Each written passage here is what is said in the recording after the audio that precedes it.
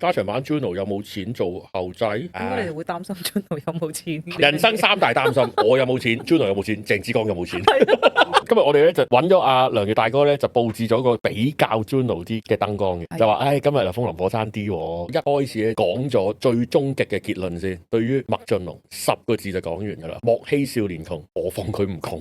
哇！我覺得好睇嘅套戲，我都覺得好睇。喂，我想問咧，麥浚龍可唔可以同王家衛比較㗎？我覺得唔可以。好啦，我就係見網上嘅評價。你想拍到王家衛，下邊啲 comment 咧，即係嗰啲平民百姓咧就話點可以攞王家衛同麥浚龍比啊？咁係侮辱咗王家衛，唔緊要，我哋講邏輯嘅啫。然後咧呢排咧就有一紮嗰啲咁嘅影評 page 就喺度話，我當年睇王家衛咧就好睇好多，嚟暗諷翻麥浚龍做得唔好。咁你攞嚟比，係咯，即係比就比，唔比就唔比，做人公道啲。一開始頭幾日屌到仆街，唔明啦，唔知做咩啦，用咁多人啦，剪到支離破碎啦，人物關係又搞唔掂啦。點解會去到一個咁嚴厲嘅譴責咧？Kerry 話咩啊？如果分4億俾10個新導演嘅話，可以出到揚威海外嘅電影。呢個係諗嘅啫喎，估㗎咋？頭先3.8都講啦，有4億咧，其實我都拍到啊。